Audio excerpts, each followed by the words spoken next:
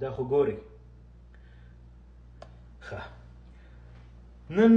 یو ځل بیا په ډېرې سپین سترګۍ راځي د دې ولس په منځ کې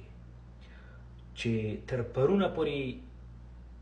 په یوه نارې خلک غولول لر او بر یو افغان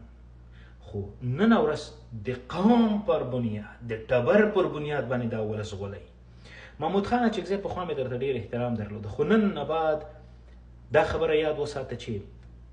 ستاسو په دا درواغجنو نارو په درواغجنو خبرو باندې خلک نور نه تیروځي او دا د قوم او د ټبر او د سند په موضوع باندې به هم نور خلک نه غولی